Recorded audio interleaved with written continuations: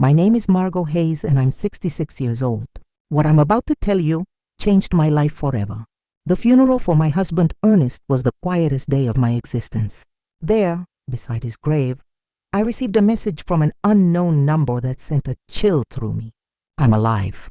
That's not me in the casket, I replied, my hands trembling. Who are you? The response took my breath away. I can't say.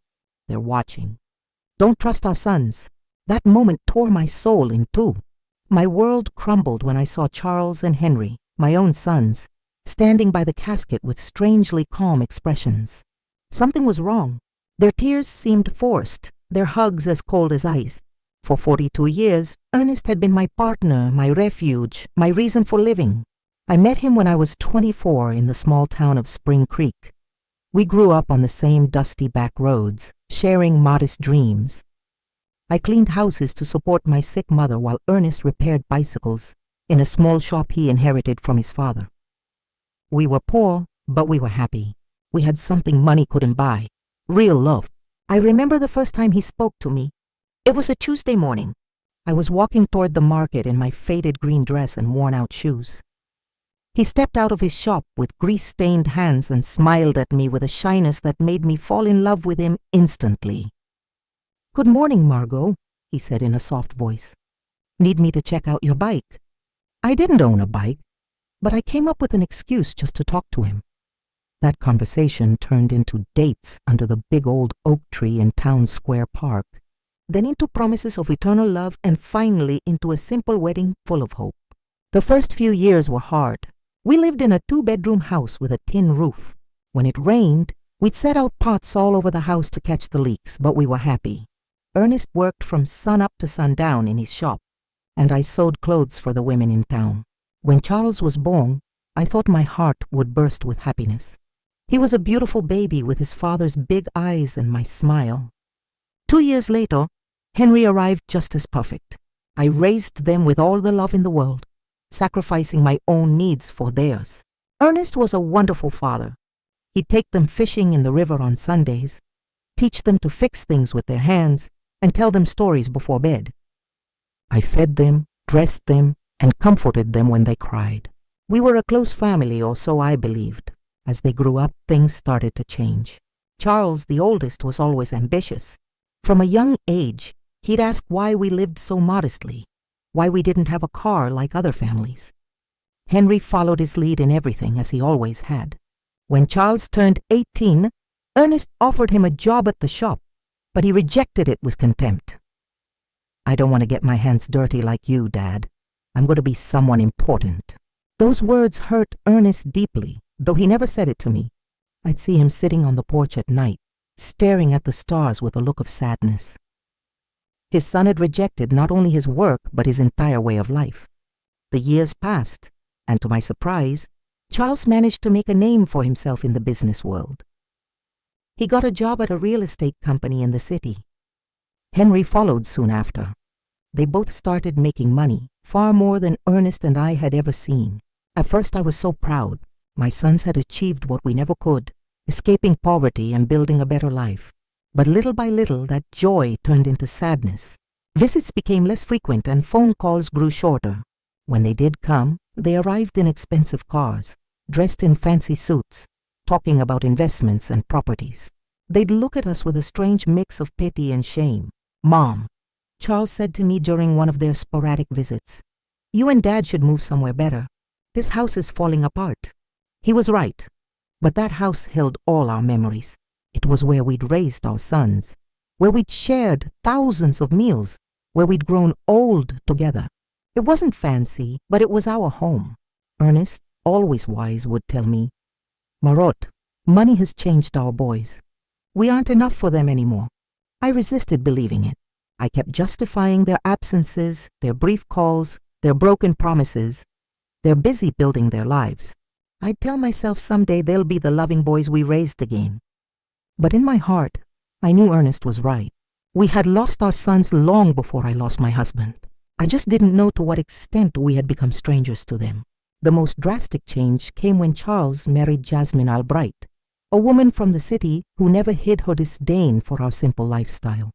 The first time he brought her home, She arrived in high heels that sank into the dirt of our porch and an elegant red dress that looked more expensive than everything I had ever owned. "Nice to meet you," she said with a forced smile, barely extending the tips of her fingers to greet me. Her eyes scanned our humble home with an expression I couldn't decipher, but that made me feel small. During dinner, Jasmine barely touched the food I had prepared with so much love. She moved the meatloaf around on her plate and cut tiny pieces of chicken, but she ate almost nothing. Charles seemed nervous, constantly apologizing for things he had never been ashamed of before. "Next time we'll take them out to a restaurant," he whispered to Jasmine, thinking I couldn't hear, but I heard him. Every word pierced my heart like a knife. Henry, for his part, remained single, but adopted the same distant attitude as his brother. His visits were limited to special occasions, and even then, he always seemed to be in a hurry to leave. He was constantly on his phone, closing deals, even during our conversations. "Mom, I have to go," he'd always say before it was time. "I have an important meeting early tomorrow." Family Sundays became a distant memory. Christmases grew cold and formal. My sons would bring expensive gifts we didn't need. They'd stay for 2 or 3 hours and then leave with evident relief. Ernest and I grew old alone, comforting each other. He continued to work in his shop, though his hands no longer had the same strength. I continued with my sewing, but my eyes weren't the same. We made do with our small income, proud not to ask for anything from our successful sons. "Do you know what the saddest part is, Margot?" Ernest said to me one night as we drank coffee on the porch. "It's not that they have money, it's that the money has made them believe we aren't important anymore." He was right as always. My sons hadn't just changed financially. They had changed in their hearts. We were no longer their beloved parents. We were an uncomfortable reminder of a past they wanted to forget. Things got worse when Charles bought a $200,000 house in an exclusive neighborhood in the city. Henry did the same soon after, investing in a luxury condo that cost $150,000. Suddenly, our sons were owners of fortunes we couldn't even imagine. "You should sell this house and move into a retirement community," Jasmine suggested during one of her rare visits. "There are some very nice places for people your age. You'd be more comfortable." The word community hit me like a slap, a retirement community. After 40 years of building our home, after raising these sons with so much love, they wanted to send us to a home. "We don't need a home," Ernest replied with the dignity that always characterized him. "We're fine here in our house." But I saw the expression on Charles and Henry's faces. They supported Jasmine's idea. To them, we were a burden, a problem to be solved in the most convenient way. It was then that the more direct suggestions began. Charles arrived one day with papers in his hand, documents he had prepared without consulting us. "Dad, Mom," he said with that fake smile he had perfected, "I've been thinking about your future. This house is worth at most $1,000. If you sell it, I can add some money so you can move somewhere better, a better place." To us, there was no place better than the home where we had been happy for decades. But Charles didn't understand that. For him, everything came down to numbers, to monetary value. "Besides," he continued, "I think Dad should retire from the shop. He's already 70 years old. It's time to rest." Ernest looked at him with infinite sadness. "Son, at your age an accident would be very dangerous." Their words sounded caring, but I sensed something more behind them, an impatience, an urgency I couldn't fully grasp. The following months were tense. My sons increased the pressure for us to sell the house. They brought real estate agents without telling us. They had it appraised without our permission. They even began to talk about what would be best for everyone. "Look," Charles said to us during one particularly uncomfortable dinner, "Jasmine and I have decided to have kids soon. We'll need help with the expenses. If you sell the house and move to a smaller place, that money could be an early inheritance." An early inheritance? He was asking for our inheritance while we were still alive. The audacity of the request left me speechless. Nest remained calm, but I saw his jaw tense. "Son, when your mother and I die, everything we have will be yours. But while we're alive, our decisions are our own." "Don't be stubborn," Henry cut in with a harshness I had never seen from him before. "You're old now. You can't keep living in the past." That night after they left, Ernest and I stayed up talking until dawn. For the first time in our marriage, We discussed the possibility that our sons were not the people we thought we had raised. "Something's wrong, Margot," my husband said to me with a look of worry I had never seen in his eyes. "This isn't just ambition or impatience. There's something darker behind all this pressure." I had no idea how profoundly correct his words were. I couldn't imagine that my own sons were planning something that would change our lives forever. I didn't know that the tragedy that was coming wouldn't be an accident of fate, but a conspiracy carefully orchestrated by the two people I trusted most in the world. The last normal conversation I had with Charles was 3 weeks before Ernest's death. He came alone without Jasmine and looked more serious than usual. "Mom," he said, sitting at the kitchen table where he had eaten breakfast so many times as a boy, "I want you to know that no matter what happens, Henry and I will always take care of you." His words soothed me at the time, but now remembering them beside Ernest's grave, they sent a shiver down my spine. Why did he say no matter what happens? What did he know that I didn't? The accident that changed everything happened on a Tuesday morning. Ernest had left early for the shop, as he had done every day for more than 40 years. I was in the kitchen preparing his favorite lunch, meatloaf and mashed potatoes, when the phone rang with an urgency that sent a chill through me. "Mrs. Hayes?" a voice I didn't know asked. "I'm calling from Memorial Hospital. Your husband has been in a serious accident. You need to come immediately." The words blurred in my mind like ink and water. The world stopped. My legs turned to jelly, and I had to grab the doorframe to keep from falling. "What happened? Is he okay? Is he alive? Is he in the ICU? Ma'am, please come as soon as possible." The trip to the hospital was a hazy nightmare. My neighbor Doris had to drive me because I was shaking so much I couldn't even hold the keys. The whole way there, my mind refused to process what was happening. Ernest was careful, meticulous in his work. How could this have happened? When we got to the hospital, Charles and Henry were already there. That surprised me because no one had notified them yet. At least not me. But in my desperation, I didn't pay attention to that detail.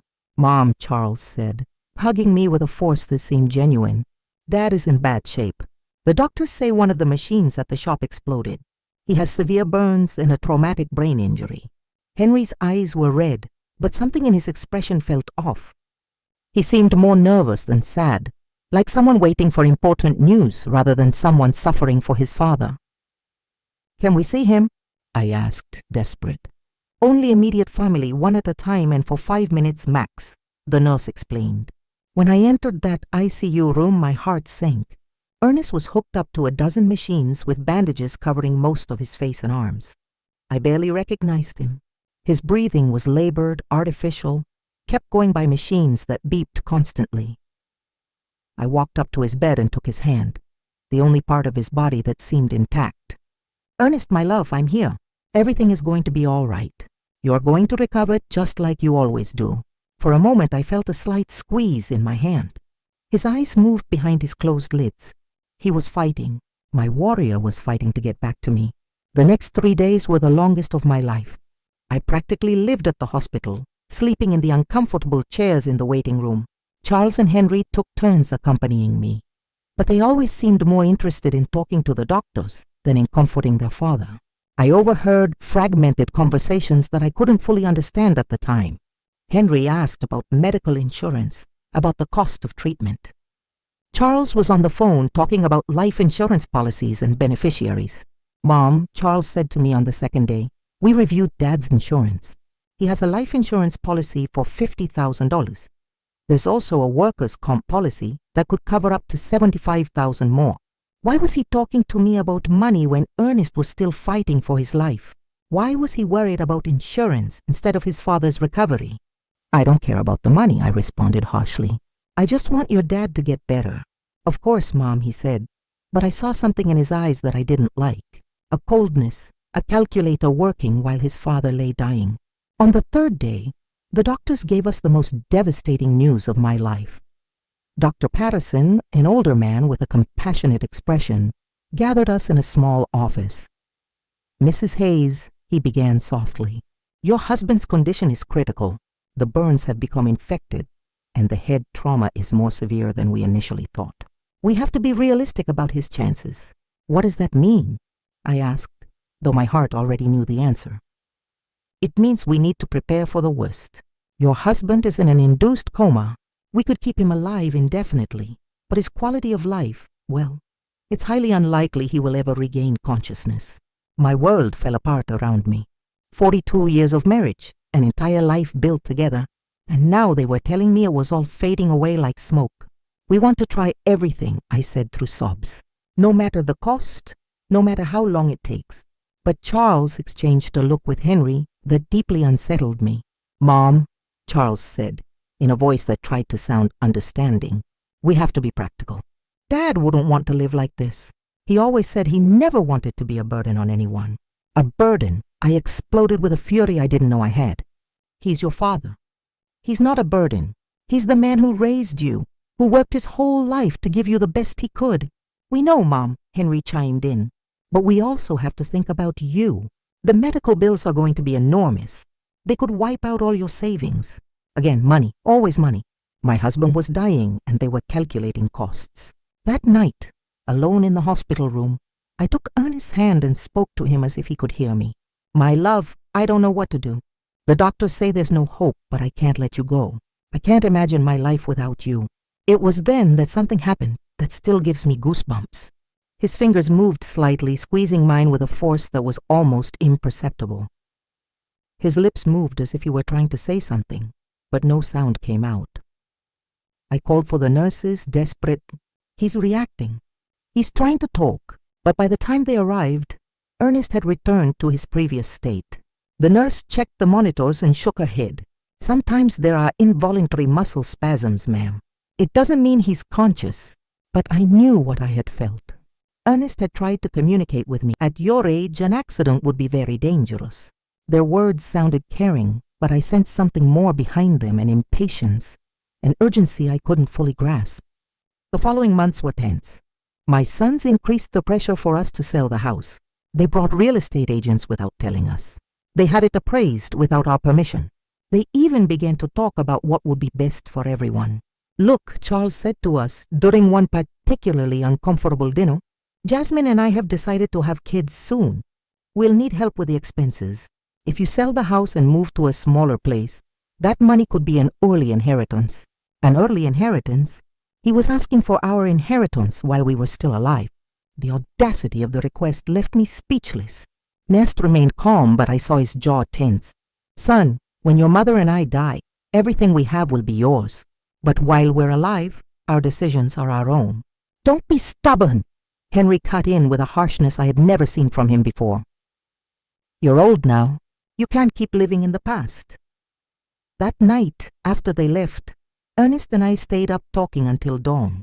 For the first time in our marriage, we discussed the possibility that our sons were not the people we thought we had raised.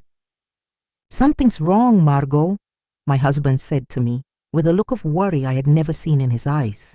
This isn't just ambition or impatience. There's something darker behind all this pressure. I had no idea how profoundly correct his words were. I couldn't imagine that my own sons were planning something that would change our lives forever. I didn't know that the tragedy that was coming wouldn't be an accident of fate, but a conspiracy carefully orchestrated by the two people I trusted most in the world. The last normal conversation I had with Charles was 3 weeks before Ernest's death.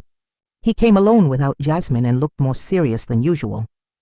Mom, he said, sitting at the kitchen table where he had eaten breakfast so many times as a boy.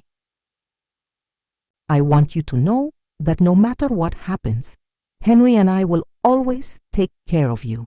His words soothed me at the time, but now remembering them beside Ernest's grave, they sent a shiver down my spine.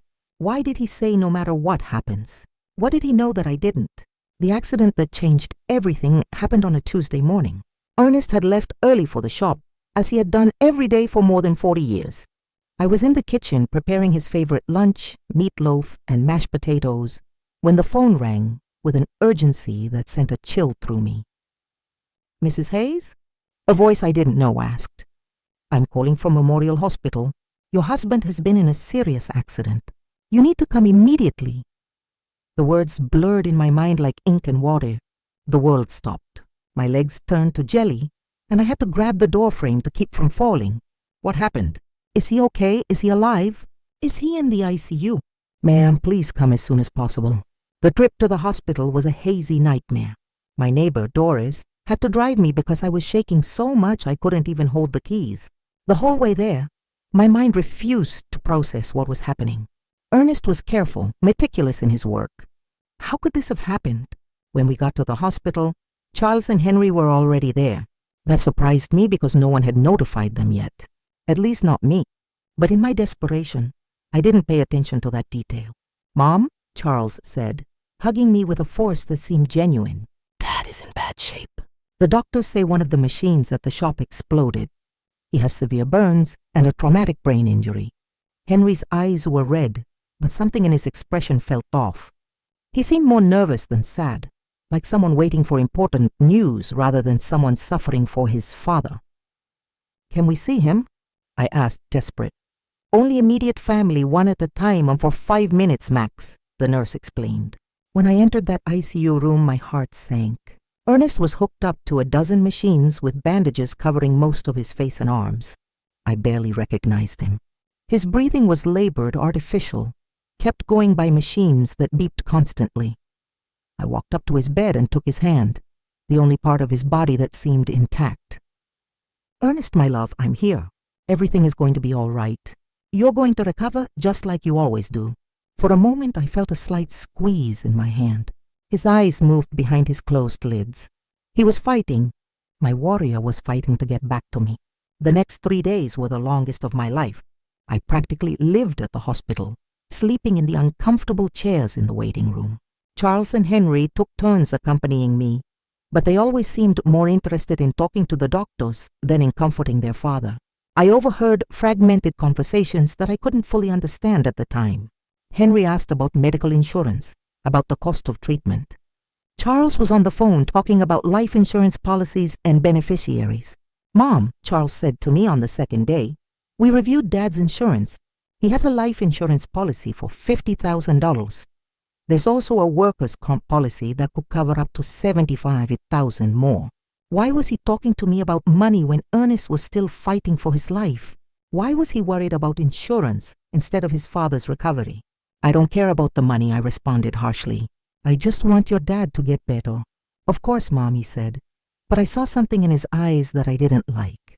A coldness, a calculator working while his father lay dying. On the third day, the doctors gave us the most devastating news of my life. Dr. Patterson, an older man with a compassionate expression, gathered us in a small office. "Mrs. Hayes," he began softly, "your husband's condition is critical. The burns have become infected, and the head trauma is more severe than we initially thought. We have to be realistic about his chances." "What does that mean?" I asked, though my heart already knew the answer. "It means we need to prepare for the worst. Your husband is in an induced coma. We could keep him alive indefinitely, but his quality of life, well, it's highly unlikely he will ever regain consciousness." My world fell apart around me. 42 years of marriage, an entire life built together. And now they were telling me it was all fading away like smoke. "We want to try everything," I said through sobs. "No matter the cost, no matter how long it takes." But Charles exchanged a look with Henry that deeply unsettled me. "Mom," Charles said in a voice that tried to sound understanding, "we have to be practical. Dad wouldn't want to live like this. He always said he never wanted to be a burden on anyone." A burden. I exploded with a fury I didn't know I had. "He's your father. He's not a burden. He's the man who raised you, who worked his whole life to give you the best he could." "We know, Mom," Henry chimed in, "but we also have to think about you. The medical bills are going to be enormous. They could wipe out all your savings. Again, money, always money." My husband was dying and they were calculating costs. That night, alone in the hospital room, I took Ernest's hand and spoke to him as if he could hear me. "My love, I don't know what to do. The doctors say there's no hope, but I can't let you go. I can't imagine my life without you." It was then that something happened that still gives me goosebumps. His fingers moved slightly, squeezing mine with a force that was almost imperceptible. His lips moved as if he were trying to say something, but no sound came out. I called for the nurses, desperate. "He's reacting. He's trying to talk." But by the time they arrived, Ernest had returned to his previous state. The nurse checked the monitors and shook her head.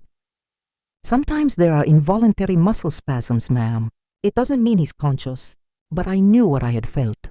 Ernest had tried to communicate with me. He had fought to tell me something important. 2 days later, in the early hours of Friday morning, the machine alarms went off. Lights flashed. Nurses rushed to Ernest's room. I was dozing in the hallway when the noise woke me up. No, no, no, I screamed, running toward the room. The doctors worked for 40 minutes trying to resuscitate him, but it was useless. At 4:37 in the morning that afternoon, as I looked over the bank receipts again and again, I received another message. The insurance was their idea. They convinced Ernest he needed more protection for you. It was a trap. I could no longer deny the evidence piling up in front of me. The mysteriously increased insurance policies, the unauthorized money withdrawals, Charles's presence in transactions I knew nothing about, his suspicious efficiency in organizing the funeral, his coldness during his father's agony. But the question that terrified me was whether they had really planned Ernest's death, how they had done it, and who was sending me these messages. How did this person know so much about what had happened? The following days became a nightmare of doubt and suspicion. Every one of Charles's smiles, every one of Henry's hugs, every word of condolence felt like a mask hiding something sinister. But I needed more proof before I could accept a truth as horrible as the one taking shape in my mind. My phone kept receiving messages from the mysterious number. Go to Ernest's shop. Look in his desk. There are things you didn't see. I decided to go to the shop for the first time since the accident. Charles had said a machine had exploded. But when I got there, I found something completely different from what I expected. The shop was strangely clean, too clean to have been the scene of an explosion. There were no burn marks on the walls, no debris, no signs of the destruction that such a serious accident should have caused. Where is the machine that exploded? I asked out loud. I looked all over the shop and found every machine in its place working perfectly. The welder, the compressor, the electric saw, all were intact. What then had been the cause of the accident? In Ernest's desk, I found something that sent a chill through me. A note written in his handwriting dated 3 days before his death. Charles insists I need more insurance. He says it's for Margot, but something doesn't feel right. I don't trust his intentions. Below that note was another. Henry brought me some papers to sign.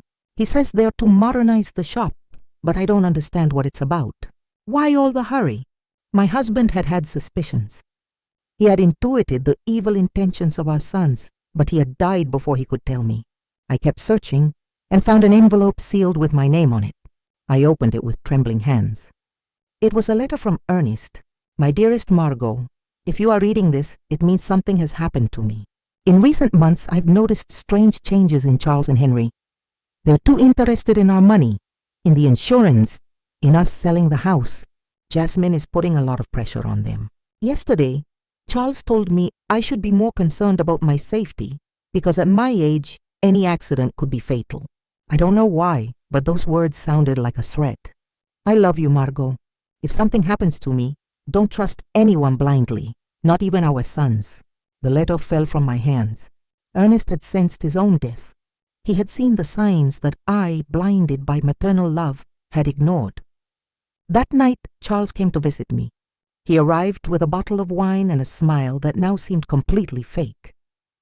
Mom, I've been thinking about your future, he said, pouring himself a glass without asking if I wanted one.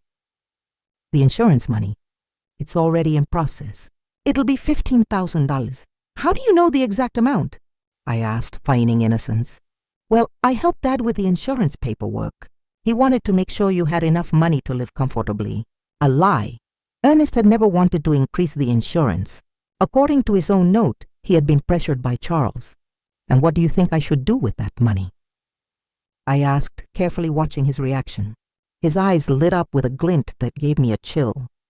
You could buy a smaller, cozier house, or even better, move into a nice retirement community where you'd have company and medical care. Henry and I could manage your money to make it go further. Manage my money. We just want to take care of you, Mom. At your age, it's easy to get scammed or make bad financial decisions. We know about investments, about business. We could triple that amount in a few years. Triple my money, or make it disappear into their own pockets. Let me think about it, I said, trying to buy time. Of course, Jasmine said with her fake sweetness, but not too long, for your own good. After they left, I sat in my kitchen, shaking with rage and fear. My own sons, my flesh and blood, had not only murdered their father, but now they were planning to steal everything I had left. That night, my phone vibrated with a longer message than the others. Tomorrow, go to the police station. Ask for the report on Ernest's accident. There are contradictions you need to know about. The next day, I went to the local police station. Sergeant O'Connell, who had known Ernest for years, greeted me kindly. The report on your husband's accident? He asked with a confused expression. What accident, Mrs. Hayes? From his shop, when the machine exploded. The sergeant checked his files and shook his head. We don't have any report of an explosion at Ernest's shop here. In fact, we don't have any report of a work accident involving your husband. I felt the world sway under my feet. But my son said it was an accident at the shop. That's why he was in the hospital. Mrs. Hayes, your husband arrived at the hospital on Tuesday morning, but not from a work accident. According to the medical report I have here, he arrived unconscious with symptoms of poisoning. Poisoning? The doctors found traces of methanol in his blood, a quantity sufficient to cause blindness, brain damage, and eventually death. The hospital should have informed you of this poisoning. It hadn't been an explosion. It hadn't been a work accident. Someone had deliberately poisoned my husband. Why didn't anyone tell me this? I asked, my voice breaking. The immediate family who signed the hospital papers requested that the information be kept confidential to avoid unnecessary speculation. They said, you were too emotionally fragile to handle the technical details. The immediate family, Charles and Henry, had hidden the true cause of Ernest's condition, invented the story of the explosion, and manipulated everyone, including me, to cover up a murder. Mrs. Hayes, the sergeant continued, if you suspect the circumstances of your husband's death, we could open a formal investigation. I had more than suspicions. I was certain that my own sons had murdered their father for money. That afternoon, Henry came home with a bouquet of flowers and the same fake smile as Charles. How are you, Mom? You look tired. I'm fine, I lied, observing his every gesture from a new perspective. I'm just thinking about the future. That's good. Charles and I have been talking. We think you should sell the house soon while it's fresh on the real estate market. Why the rush?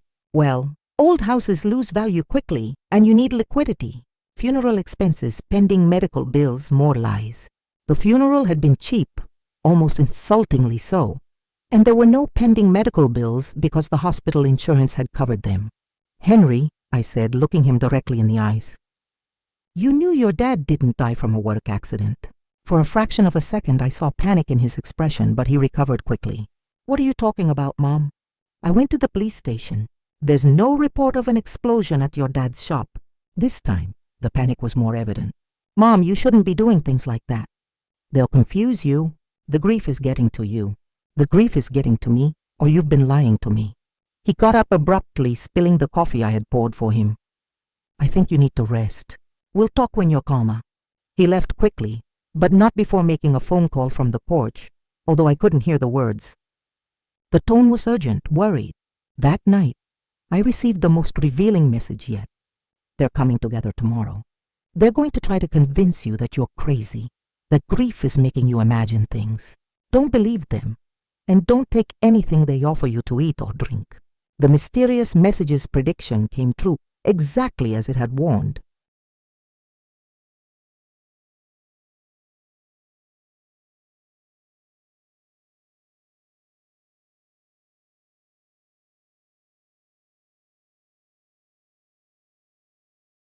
The next day, Charles and Henry arrived together at my house, accompanied by Jasmine. They had expressions of exaggerated concern and a bag of pastries from the downtown bakery. Mom, we're so worried about you, Charles began in a sugary voice.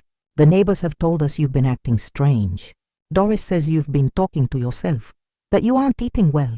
Doris had never said that. It was just another lie in their growing collection. Jasmine brought your favorite pastries, Henry added, pointing to the bag. And we made special coffee from that brand you like so much. I remembered the message's words. Don't take anything they offer you to eat or drink. It was possible that they were planning to poison me, too, just as they had Ernest. Thank you, but I already had breakfast, I said, keeping my distance. But Mom, Jasmine insisted with a smile that didn't reach her eyes. You need to eat properly. You've lost a lot of weight since Dad Ernest died. I'm fine, I repeated firmly. Charles exchanged a significant look with Henry. It was the same look they had shared at the hospital when the doctor gave us Ernest's prognosis. Mom, Charles said, sitting closer to me. We want to talk to you about something important. Henry and I have been consulting with some doctors about your recent behavior. My behavior? Yes. The strange questions you've been asking, the visits to the police station, that obsession with irrelevant details about Dad, it's normal after such a great loss, but it can be dangerous if it's not treated. Henry nodded gravely. We spoke to Dr. Albright. He says it's common for older people to develop paranoia after losing a partner, especially women your age. Paranoia. They were accusing me of being crazy for uncovering their lies. I am not paranoid, I said with all the firmness I could muster. I'm just asking questions I should have asked from the beginning. What questions? Charles challenged me. Like why there's no police report for your father's supposed accident. Like why the shop is perfectly clean if there was an explosion. Like why you withdrew $5,000 from our account without telling me anything. The silence that followed was deafening. The three of them exchanged looks of thinly disguised panic. Mom, Henry finally said, those things have simple explanations. Dad withdrew that money for repairs he wanted to do in secret as a surprise for you. What surprise? He wanted to remodel the house. Charles lied. He had hired some workers to fix the roof and paint the walls. He wanted it to be a surprise for your birthday. If that were true, where were the workers?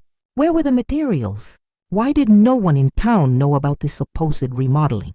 And about the police report, Charles continued.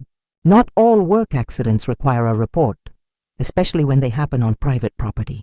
More lies. Sergeant O'Connell had been very clear. Any work accident with serious injuries requires an official report. Mom, Jasmine intervened with a sweet but condescending voice. We just want to take care of you. That's why we thought it would be best if you moved to a place with specialized medical attention. A home, a specialized care home, Charles corrected, for people who are going through complicated grief. They have psychologists, nurses, activities to keep you busy. And in the meantime, Henry added, we can take care of selling the house, managing the insurance money. All those complicated things you shouldn't have to handle in your current state. There it was, the complete plan. Declare me mentally incompetent, put me in a home, and take control of all my money. First, they had murdered Ernest for the insurance money, and now they wanted to steal from me too. And what if I refuse? I asked them. Why would you refuse? Charles asked with a smile that sent a chill through me. We just want what's best for you. Because this is my house. This is where I built my life with Ernest. This is where I raised you. Mom, Henry said with an exaggerated sigh, you can't live in the past forever. That is gone. You have to accept it and move on. I have accepted it, but that doesn't mean I'm going to give away my life and my money. The mask of concern began to crack on my sons' faces. Charles got up abruptly. All right, if you won't listen to reason, we'll have to take more drastic measures. What does that mean? It means we can start a legal process to have you declared mentally incompetent. We have witnesses to your erratic behavior.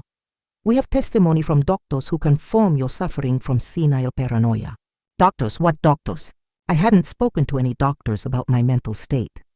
Dr. Albright already signed a preliminary report, Henry added. He says that based on our descriptions of your behavior, it's likely you need specialized care. A doctor who had never examined me had signed a report about my mental state based only on what my sons had told him. How much had it cost them to buy that false evaluation? So you can cooperate voluntarily, Charles continued, or we can do it legally, but either way, you're going to get the help you need. It was a direct threat. If I didn't hand over my money voluntarily, they would use the legal system to steal it from me. I need time to think about it, I told them, trying to buy time. Of course, Jasmine said with her false sweetness, "but not too much time for your own good." After they left, I sat in my kitchen, trembling with rage and fear. My own sons, the blood of my blood, had not only murdered their father, but now they were planning to steal everything I had left. That night, my phone vibrated with a message longer than the others. "Margot, this is Stephen Callahan, a private investigator. Ernest hired me 3 weeks before he died because he was suspicious of Charles and Henry. They poisoned him with methanol mixed in his breakfast coffee. I have audio evidence of their conversations, planning everything. Tomorrow at 3 in the afternoon, go to the corner cafe. Sit at the back table. I'll be there." At last, I would know who had been sending me those messages, and more importantly, I would have the proof I needed to get justice for my husband's death. But I also knew I didn't have much time. Charles and Henry had shown their hand. If I didn't act fast, I'd end up locked in a home while they spent the money that had cost Ernest his life. The war had begun, and even if I was a 66-year-old woman against 2 ruthless men, I had something they didn't: the truth. And the truth, sooner or later, always finds a way to come out. That night, for the first time since Ernest's death, I smiled because I knew my husband had not died in vain. His caution, his instinct, his decision to hire a private investigator was going to allow me to get justice. Charles and Henry had seriously underestimated their mother. They were about to discover that a woman fighting for the memory of her murdered husband is a force more powerful than all their greed combined. The next day arrived, filled with nervousness and anticipation. I dressed carefully, choosing my most serious purple dress, the one I wore for important occasions. If I was going to meet the man who could give me the answers I needed, I wanted to be prepared for any revelation. At 2:30 in the afternoon, I walked toward the corner cafe with determined but cautious steps. Every shadow looked suspicious. Every person on the street could be a spy sent by my sons. The paranoia they had accused me of having was starting to feel justified. The cafe was moderately full. I went straight to the back table as I had been instructed. I ordered a chamomile tea and waited, my hands trembling slightly on the worn wooden table. Exactly at 3 on the dot, a man in his 50s approached my table. He was tall and gray-haired, with intelligent eyes and a serious but kind expression. He was carrying a brown folder under his arm. "Mrs. Hayes?" he asked in a low voice. I nodded, not yet trusting my voice. "I'm Stephen Callahan. I'm so sorry for your loss." Ernest was a good man. He sat down across from me and placed the folder on the table.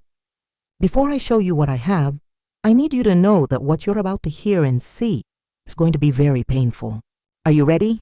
"I've been getting ready since I received your first message," I replied with a firmness I didn't know I had. Stephen opened the folder and took out a small voice recorder. "Ernest came to see me a month ago.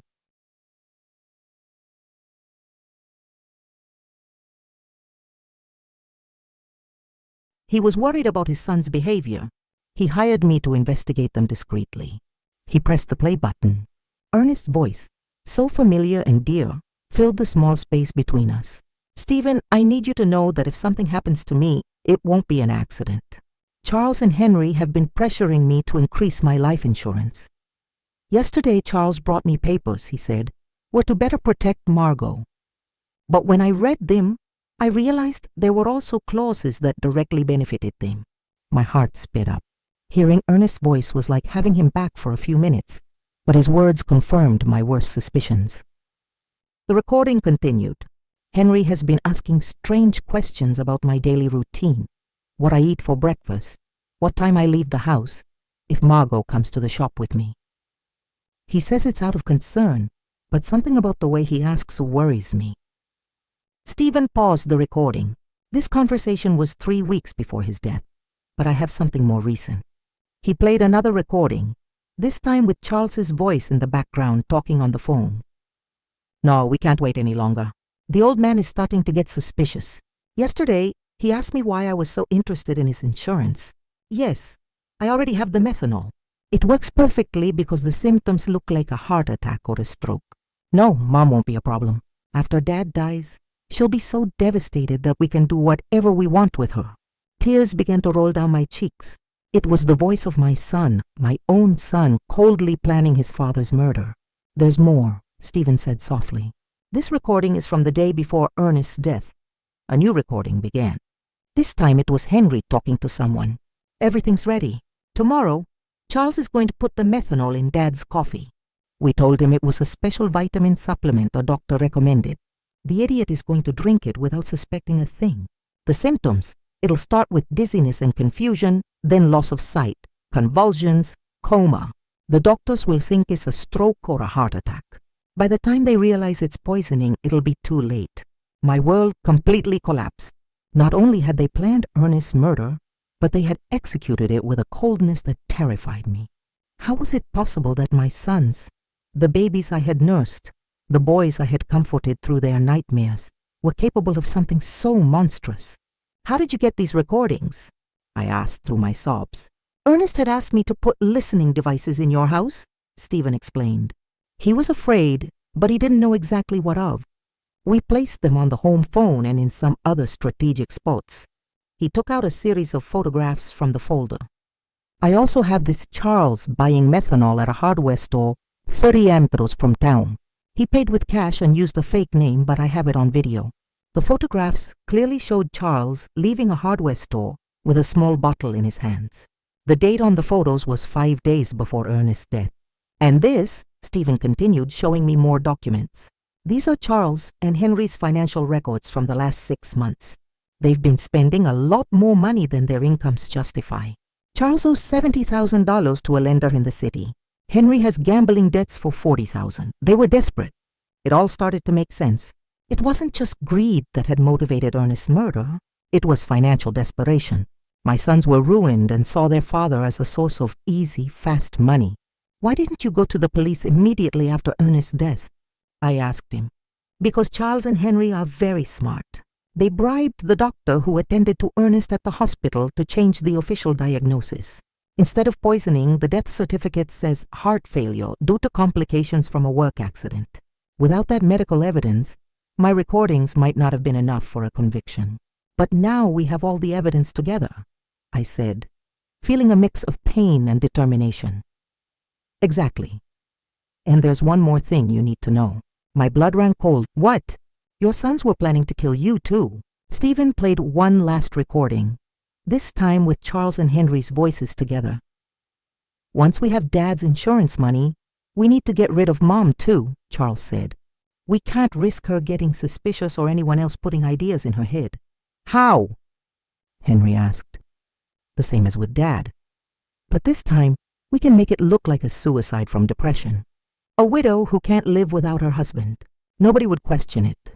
And the money were her only heirs. Everything would be ours.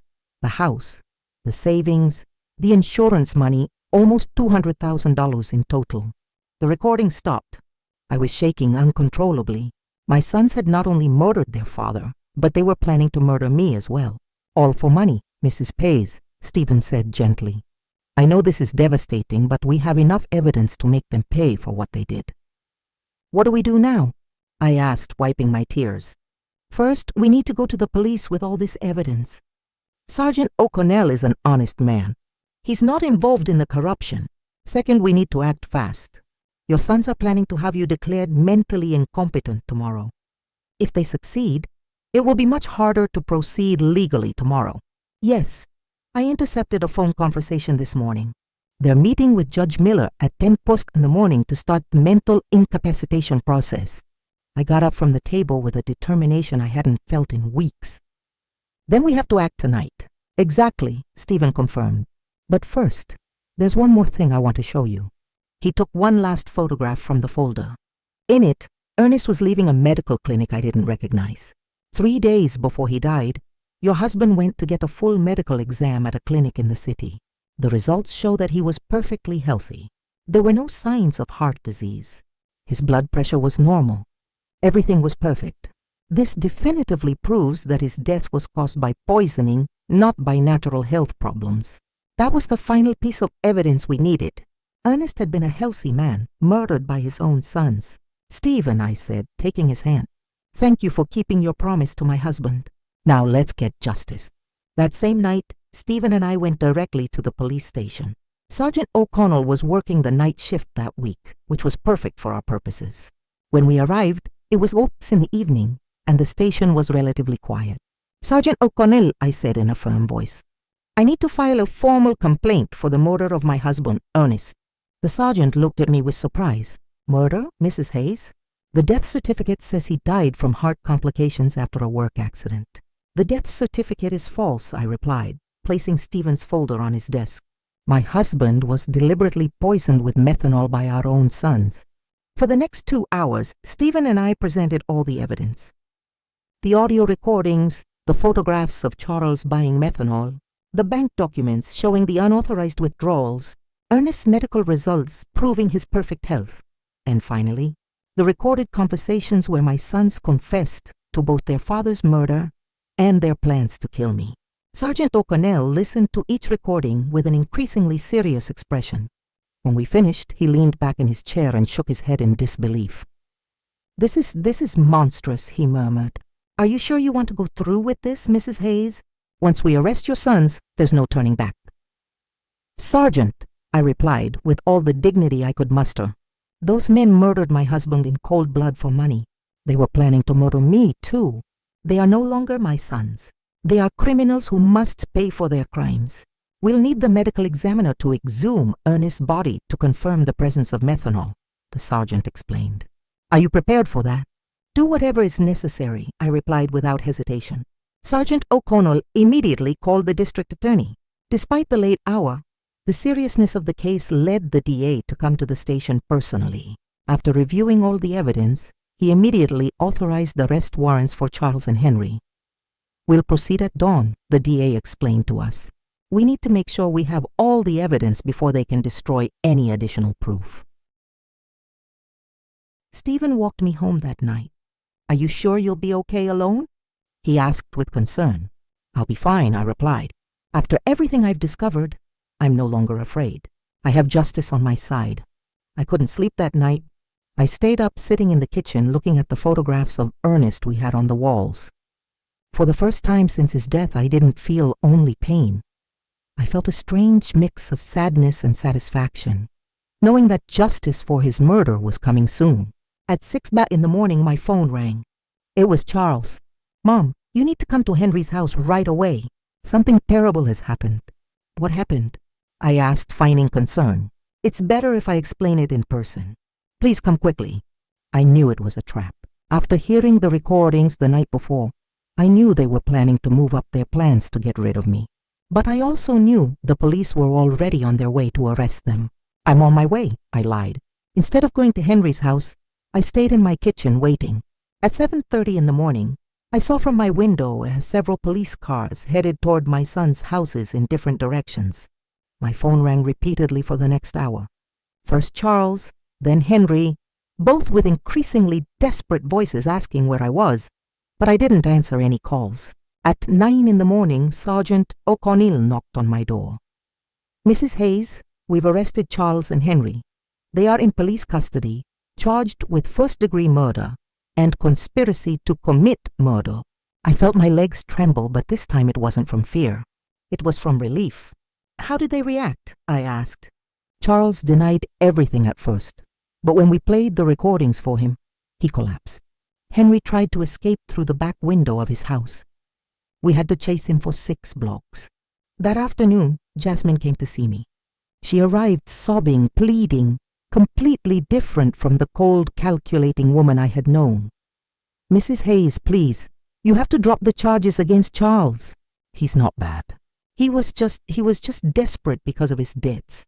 This is my fault too. I pressured him a lot to find money." I looked at her without a trace of compassion. "Jasmine, your husband poisoned my husband. He was planning to murder me too. There is no explanation or justification for that. But we're family." She screamed in desperation. "Think about what this is going to do to the family." "The family died the day you decided to kill Ernest for money," I replied coldly. "Now please leave my house." 3 days later, the exhumation of Ernest's body was carried out. The lab results confirmed exactly what Stephen had discovered. Lethal levels of methanol in his system, enough to cause all the symptoms he had experienced before his death. The case became a sensation throughout the town. No one could believe that 2 sons had murdered their own father for money. The local newspapers called it the cruelest crime of the decade. Over the following weeks, more details came to light during the investigation. Charles really owed $7,000 to illegal lenders who had started threatening him with violence. Henry had lost $5,000 in underground gambling dens and was also facing threats. They had seen Ernest's life insurance money as their only salvation, but their greed had led them to increase the policy so dramatically that it had aroused their own father's suspicion. We also discovered that the doctor who had falsified the death certificate had received $5,000 in cash from Charles. He was also arrested for obstructing justice and falsifying official documents. Stephen explained all the details of the plan Ernest had made with him. Your husband was smarter than his sons believed. He knew something bad was coming, but he didn't know exactly what.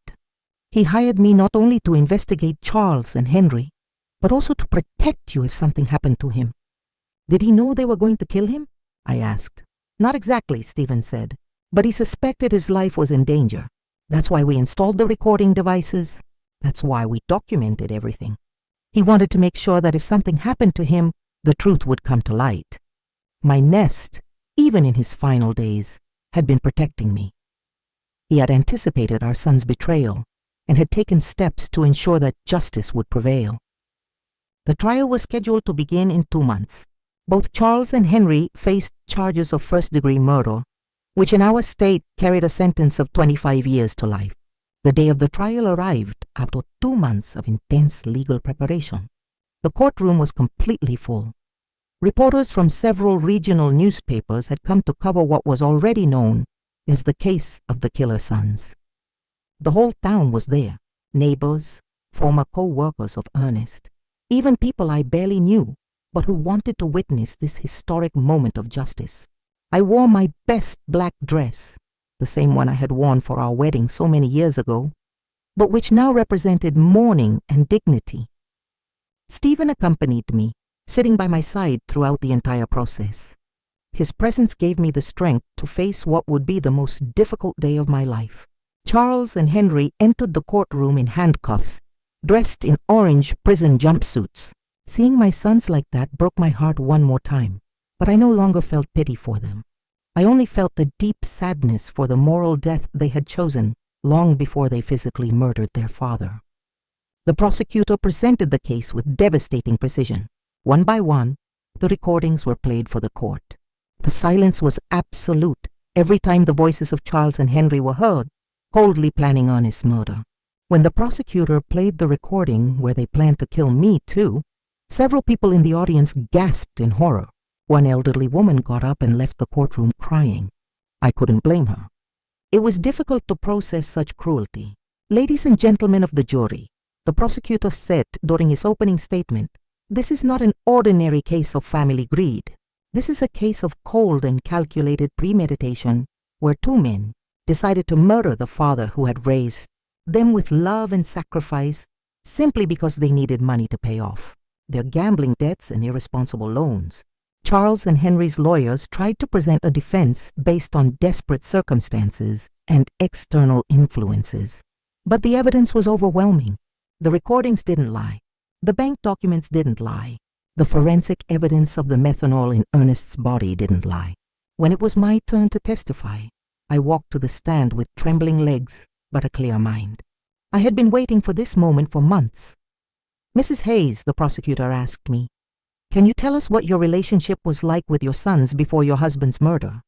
I thought I had a good relationship with them, I replied, looking directly at Charles and Henry. I raised them with love. I sacrificed everything for their well-being. Their father worked from sun up to sundown to give them the best we could. I never imagined that love and sacrifice would become the reason for his murder. At any point, did you suspect they could harm your husband? No. That is the most painful part of all this. I trusted them completely.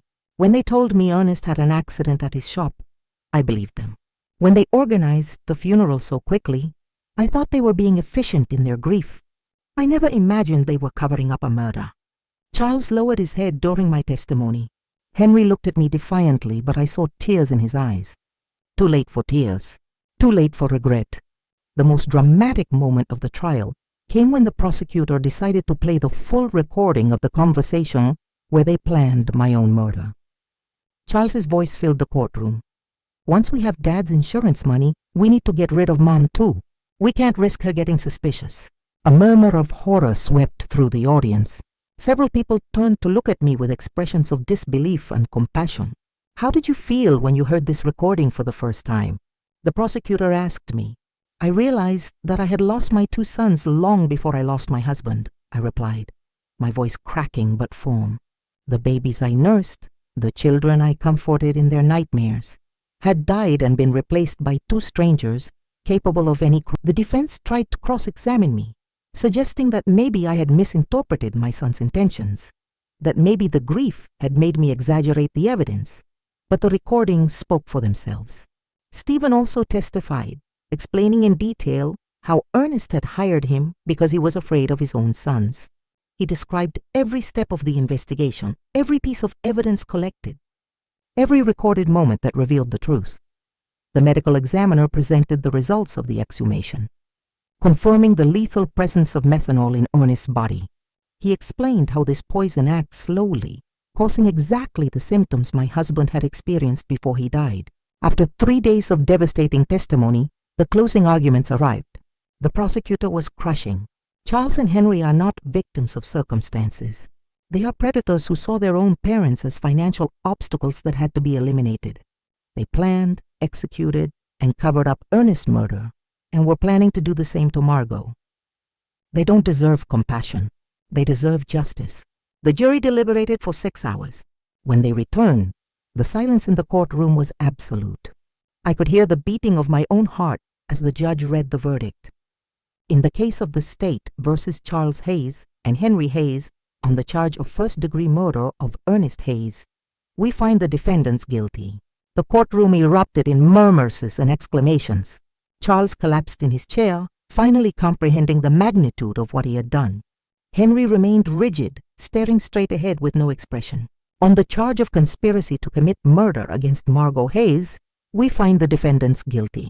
The judge proceeded immediately to the sentencing.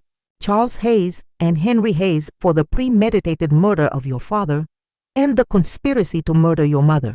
I sentence you to life in prison without the possibility of parole for 30 years. When I heard those words, I felt a gigantic weight lift from my shoulders. Justice. Finally, there was justice for Ernest. After the trial, many people came up to hug me and express their support. Doris cried with me not from sadness but from relief. Margot, Ernest can rest in peace now, she whispered to me.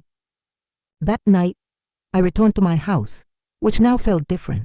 It was no longer a place of pain and betrayal. It was my home again, the place where Ernest and I had been happy for 42 years. Stephen came to visit me a week after the trial. How do you feel? He asked me. At peace, I answered honestly. For the first time since Ernest's death, I sleep soundly. I know he is resting because his death did not go unpunished. And the money, the insurance, the savings. I donated the life insurance money to a foundation for victims of family crimes, I explained. That money was stained with blood. I could never have used it. My personal savings are enough to live modestly for the rest of my days. 6 months after the trial, I received a letter in prison mail. It was from Charles. Mom, I know I don't deserve your forgiveness, but I need you to know that I regret everything. The money, the debts, the desperation. They blinded us. We lost all humanity. Henry and I destroyed the most loving family in the world for $5,000 that we didn't even get to enjoy. Tomorrow I will commit suicide in my cell. I can't live with what we did. Take care, Mom. Tell Dad we're sorry we were such bad sons. I didn't arrive in time to prevent his suicide. Charles was found hanging in his cell the next day.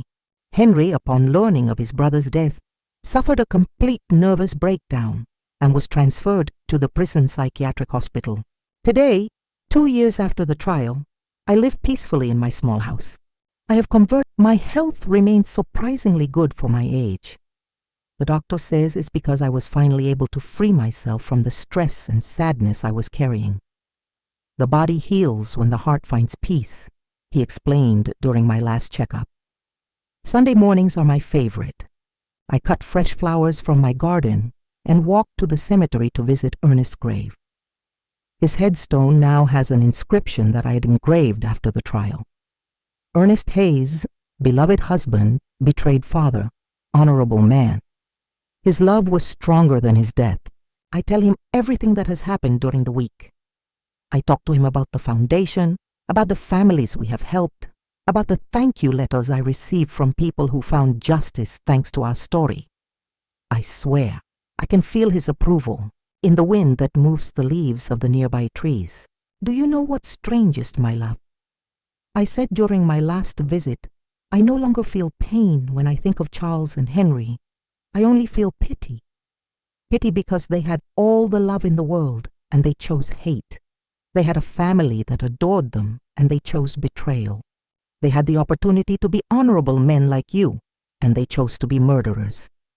Last week, a reporter from the city came to interview me for a documentary about family crimes.